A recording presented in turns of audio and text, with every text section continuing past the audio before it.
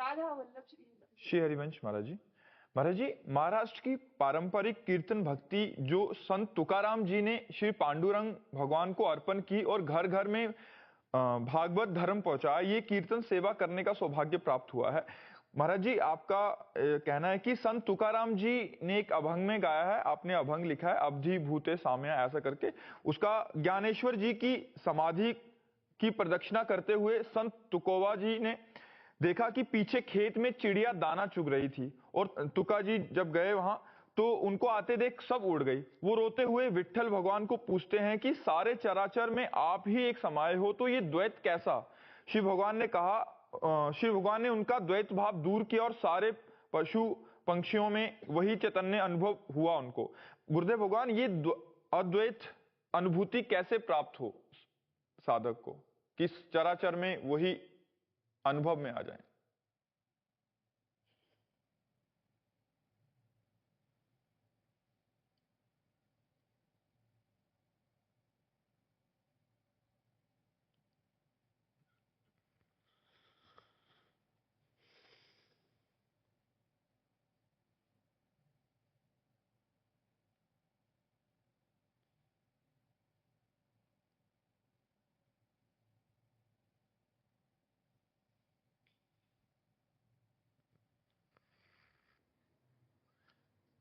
महाराज जी, आप कह रहे हैं कि साधक को अद्वैत अनुभूति कैसे हो कि अपना ही प्रीतम सब जगह दिखे, ऐसा जैसे तुकाराम जी को प्रभु ने अनुभव कराया कि चर में पशु पंक्षियों में सब वही हैं।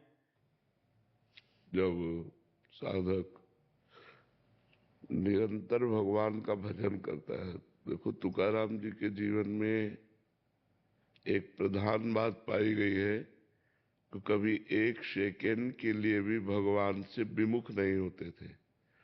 हर समय वो संकीर्तन परायण रहते थे। भगवान विट्ठल का नाम उनकी जिह्वा पर नृत्य करता था और इतने बड़े वो नाम जापक थे कि जहां वो चरण रख देते थे वो भूमि से भी निकलने लगता था विट्ठल विट्ठल विट्ठल।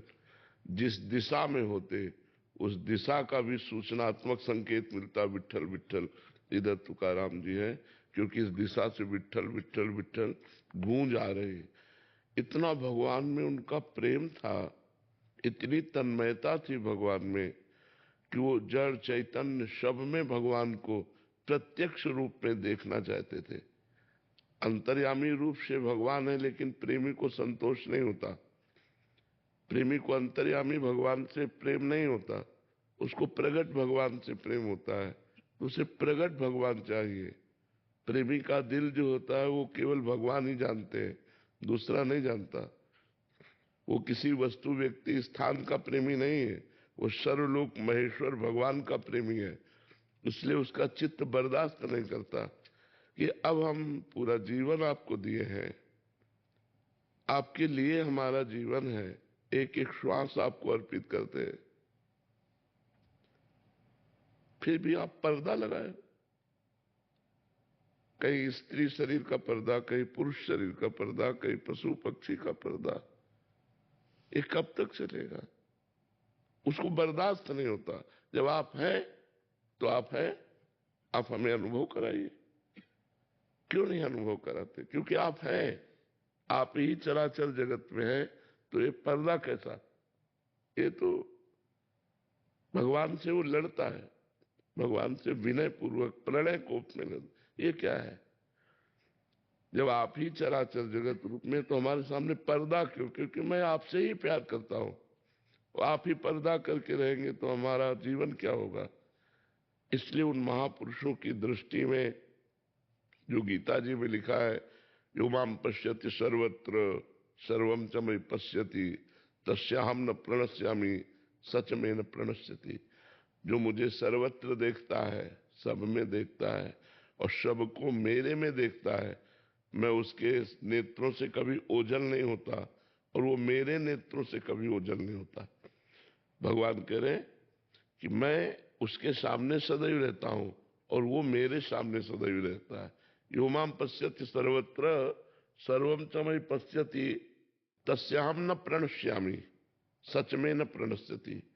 वो मेरे नेत्रों से दूर नहीं रहता, मैं उसके नेत्रों से दूर नहीं रहता। क्योंकि प्रेम में दूरी बर्दाश्त नहीं होती। अपने प्यारे को देखे बिना, सुने बिना, छुए बिना, अपने प्यारे से बात किए बिना वो प्रेम कैसा जो जी ले, जब जिया ना जाए, जिए तो जिए कैसे। जब हृदय में ये स्थिति आ जाती है कि जिए तो जिए कैसे, आप पर्दा लगाए बैठे हुए हो माया का, त्रिविध गुणों का, पंच भौतिक शरीरों का, अब मुझसे सहा नहीं जाता, तब भगवान कृपा करके सर्वत्र रूप में जो विराजमान है, जैसे गोस्वामी तुलसीदास जी को दर्शन हुआ, सिय राम में सब जग जानी, सबको देख रहे हैं, ये सब कोई नहीं है, केवल सियाराम ही सियाराम है। पर ये स्थिति जब रात दिन भजन होता है, ये भजन से आती है। जिनका हम भजन करते हैं फिर व्याकुलता पैदा होती है। आज का दिन भी गया, मिले नहीं, आज की रात भी गई, मिले नहीं, फिर आज प्रभात हुआ, मिले नहीं। वो प्रतिपल तड़पने लगता है। उसी तड़पन में अनंत जन्मों के पाप नष्ट हो जाते हैं, अनंत जन्मों के अशुभ संस्कार नष्ट हो जाते हैं। तब भगवान की कृपा दृष्टि से उसके हृदय में दृष्टि जागृत होती है। ये बाहर दृष्टि से दर्शन नहीं होता, इससे माया में दर्शन होता है। जब हृदय के नेत्र खुलते हैं तो वो इन्हीं नेत्रों से देखता है, चराचर जगत में मेरा भगवान समाया हुआ है। एक बार जिसकी दृष्टि श्री भगवान में पड़ गई, फिर उसकी दृष्टि और कुछ देखने लायक नहीं रह जाती। जाको मनमोहन दृष्टि परे, सो तो भयो सावन को आंधरो, सूझे रंग हरे ही हरे। जिसकी दृष्टि में श्याम सुंदर एक बार आ जाते हैं, वो दृष्टि और कुछ देखने लायक नहीं रहती। जैसे सावन में कोई अंधा हो जाए तो चूंकि हरी भरी प्रकृति को देखकर अंधा हुआ था, तो 12 महीना उसको हरा भरा ही नजर आएगा, क्योंकि उसी में अंधा हुआ था। ऐसे ही जड़ चैतन्य कछु नहीं दिखत, जित दिखत तित श्याम खड़े, बिवहल बिकल संभार न तन की, घूमत नैना रूप भरे, जाको मनमोहन दृष्टि परे, सो तो भयो सावन को आंधरो, सूझत रंग हरे ही हरे। करनी अकरनी सब विधि भूले, विधि निषेध सब रहे धरे, नर हरिदास ते भय बावरे, जे यह प्रेम प्रवाह परे। जो भगवत प्रेम प्रवाह में जिनका चित्त पड़ जाता है, जिनकी दृष्टि में एक बार श्याम सुंदर आ जाते हैं, तो जैसे सावन के अंधे को हरा ही हरा सूझता है, ऐसे जड़ चैतन्य कछु नहीं दिखत, जित दिखत तित श्याम खड़े।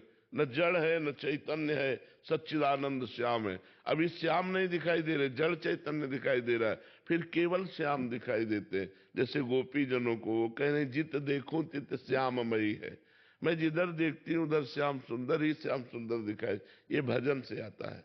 जब रात दिन हम भगवान का भजन करते हैं और अपने मन को बचा के रखते हैं कि किसी से प्यार न कर पावे, तो वो तड़पता हुआ हृदय, वो तड़पता हुआ मन जब भगवान में लगता है, तो ऐसे लगता है जैसे बड़े जलाशय को पा करके मछली, जैसे समुद्र को पा करके मछली किलोले करती है। तो सुखी मीन जहां नीर अगाधा, जिम हरि शरण न एको बाधा, फिर वो आनंद मगन हो जाता है। पर वो निरंतर भजन के प्रभाव से ऐसी स्थिति आती है, वो छोटी मोटी स्थिति नहीं है। सर्वत्र भगवान का अनुभव कर लिया, वो मुक्त पुरुष है, वो परमहंस है, वो जीवन मुक्त पुरुष है। वो लोक के लोक तारने की सामर्थ्य रखता है। वो इतनी सामर्थ्यवान, मम भक्ति युक्तो भुवनम पुनातु, जो मेरी भक्ति से युक्त हो जाता है, वो लोक के लोक को पावन करने की सामर्थ्य रखता है। उमेश जी। श्री हरिवंश महाराज जी।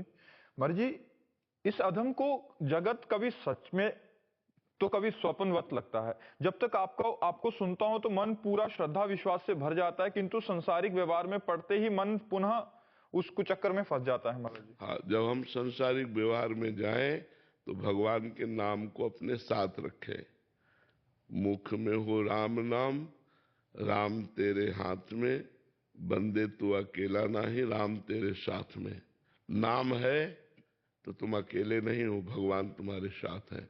तो हम नाम लेकर यदि संसार में प्रवेश करें कार्य में, तो कभी हमारी भक्ति क्षीण नहीं होगी। यदि भगवान को भूल गए और फिर संसार में गए, तब तो फिर माया का प्रभाव हमारे हृदय पर आ ही जाएगा। हनुमान जी जब लंका में प्रवेश करते हैं तो प्रविश नगर कीजय सब काजा और हृदय राख कौशलपुर राजा। आह, हृदय में भगवान राम, और फिर करो जो काम करो। प्रविश नगर कीजय सब काजा हृदय राख कौशलपुर राजा। भगवान का सुमिरन चल रहा है और काम कर रहे हो, इससे बड़ी तपस्या, इससे बड़ा तीर्थयाटन, इससे बड़ा पुण्य, इससे बड़ा भजन नहीं है। काम करते हुए भजन करना। एक होता है माला लेकर बैठकर भजन करना, वो थोड़ा कम पावरफुल है, लेकिन फावड़ा लेकर भजन करना ये बहुत पावरफुल है। एक एक फावड़े में राम राम राम, वो परम पवित्र हो जाता है। आप जो नौकरी पेशा जो भी कर रहे हैं, भगवान का नाम लेते हुए करें, इससे बढ़कर कोई का। हम कहते हैं माला तो सिर्फ गणना के लिए है, भगवत प्राप्ति तो अंदर के सुमिरन से होती है। जहां आप माला नहीं लिए हो, वहां राधा राधा राधा अंदर ही अंदर सुमिरन करो, आपका परम मंगल हो जाएगा। तो संसार में जब हम जाते हैं तो भगवान को भूल जाते हैं। भूलने के कारण ही हम पर माया का प्रभाव पड़ता है। यदि हम नाम जप करते रहे, भगवान का स्मरण करते रहे, तो कोई माया का प्रभाव नहीं, क्योंकि माया भगवान से विमुख को सताती है, भगवान के सन्मुख को नहीं सताती। भगवान की ही तो माया है, किसी और की तो नहीं। उन्हीं भगवान का हम भजन करते हैं, तो हमको कैसे वो विपरीत स्थिति देगी? वो हमको अनुकूल स्थिति देगी, क्योंकि हम भगवान के हैं और वो भी भगवान के हैं। सन्नी यादव जी, फर्रुखाबाद। राधे राधे महाराज जी। महाराज जी, मैं पिछले 2 साल से 11 हनुमान चालीसा रोज पढ़ने का प्रयास करता हूँ। अब नाम में भी रुचि हो गई है। महाराज जी, एकांत में जब प्रभु का नाम जप करो तो प्रभु की याद आती है और रोना भी आता है। ये स्थिति हमेशा क्यों नहीं रहती महाराज जी? अभ्यास करो, सर्व पाप नष्ट होने पर ऐसी स्थिति आती है जब हृदय परम पवित्र हो जाता है। तो जरा सा जैसे नहीं घड़ा भरा हो, जरा सा छुओ तो छलक पड़े, ऐसे वो रो पड़ेगा। भगवान की बात सुनते ही रो पड़ेगा। जहां जहां पिए की बात सुने खोजत तिन गैनन, हित ध्रुव छिन छिन ले प्रेम जल भरी भरी नैनन। अश्रुओं की धार बहते है, भगवान के प्रेम में डूबा हुआ। अब इस स्थिति के लिए साधना चाहिए। अभी जो आंसू आते हैं वो भगवान के प्रेम के थोड़ी हैं, वो सतोगुण में आते हैं, वो गुण के अंतर्गत है। और जब भगवान के प्रेम के आएंगे तब वो अलग बात हो जाएगी। वो अभी माया का है, तो रजोगुण आया तो भोग अच्छे लगने लगे, तमोगुण आया तो हिंसा द्वेष राग नाना प्रकार की कटु बातें और आलस्य प्रमाद नींद ये सब आने लगेगी। सतोगुण आया तो दया करुणा अच्छे भाव, भजन करना, भागवत पढ़ना, ग्रंथों का स्वाद, ये अच्छा लगेगा। तो ये गुण के अंतर्गत है। जब तीनों गुणों को लांग करके भगवान से प्रेम होता है, तब यद लब्ध्वा अपमान सिद्धो भवति अमृतो भवति तृप्तो भवति, वो सिद्ध हो जाता है, वो अमृत पद को प्राप्त हो जाता है, वो तृप्त हो जाता है। कोई कामना नहीं रहती, भगवान के अनुभव में आते ही कोई कामना नहीं रहती। तो हम निरंतर भजन का अभ्यास करें, भगवान के जो परम पवित्र शास्त्र हैं उनका स्वाध्याय करें, पवित्र भोजन पावें, और जहां भी जाए भगवान को साथ लेकर जाए। हमारे साथ भगवान है ऐसा अनुभव करें, तो फिर हमारे हृदय में प्रेम ज्ञान वैराग जो चाहो वो सब प्राप्त हो जाएगा। फिर कोई विक्षेप नहीं रहेगा, फिर एक अद्भुत आनंद रहेगा। चारू जी, श्री हरिवंश महाराज जी। महाराज जी, कर्मों में सबसे उत्तम कर्म कौन सा है? जो भगवान को समर्पित किया जाए। यत करोषि, जो भी कर्म है, उत्तम कर्म वही है जो भगवान को समर्पित किया जाए। अब भगवान के समर्पित के लिए हम गलत आचरण थोड़ी समर्पित करेंगे, पाप कर्म थोड़ी भगवान को समर्पित करेंगे। तो शास्त्र सम्मत कर्म जो भगवान को समर्पित कर दिया गया वही सर्वोत्तम कर्म बन गया। तो हर कर्म को भगवान को समर्पित करना है, इसलिए हमें पाप कर्म नहीं करना, अच्छे कर्म करना है, शास्त्र सम्मत कर्म करना है, जिससे हमारा जीवन आनंदमय हो जाए। देखो, लोग गंदे मार्ग में आनंद ढूंढ रहे हैं। शराब पीना, मांस खाना, व्यभिचार करना, अंडा खाना, मछली खाना, जीव जंतुओं को, वो उसमें आनंद खोज रहे हैं। नरक की प्राप्ति होती है, दुर्गति होती है। किसी भी जीव को अगर कष्ट पहुंचाओगे तो लाख गुना बढ़कर कष्ट वो तुम्हें प्राप्त होगा। किसी जीव को सुख पहुंचाओगे तो लाख गुना बढ़कर तुम्हें सुख प्राप्त होगा। इसलिए कभी भी किसी जीव को कष्ट ना पहुंचाना। अच्छे आदमी बनो, अच्छे आचरण करो, दूसरों को सुख पहुंचाओ, भगवान का निरंतर नाम जप करो। जीवन की सार बात यही है। अगर बुरे कर्म करोगे तो भगवान को अर्पित नहीं कर पाओगे। बुरे कर्म का बुरा नतीजा, उसका फल बुरा आएगा। तो सर्वोत्तम कर्म वो है जो किसी को दुख ना पहुंचे, परोपकार, और वो भगवान को समर्पित किया जाए। परहित सरिस धर्म नहीं भाई। दूसरों को सुख पहुंचाने जैसा धर्म नहीं है। हम दूसरों को सुख पहुंचाएं, परोपकार करें, और वो कर्म भगवान को समर्पित करें। अपने लिए सब कर्म करते हैं, लेकिन भगवान के लिए जब वही कर्म किया जाता है, जैसे हम रसोई बना रहे हैं, पेट हमारा ही भरेगा, लेकिन हमारी भावना है भगवान को भोग लगाना। और पवित्र रसोई बना के भगवान को भोग लगाया, फिर प्रसाद पाया, तो सारे दुखों का नाश करके, बुद्धि शुद्ध करके भगवान की भक्ति प्रकाशित कर देगा। भोजन वही, अब तुरंत बनाया और खाने लगे, वही भोजन। भोग लगाया और फिर प्रसाद रूप से पाया, बहुत अंतर हो गया। एक जो है वो दुर्गति कराएगा और एक सदगति कराएगा।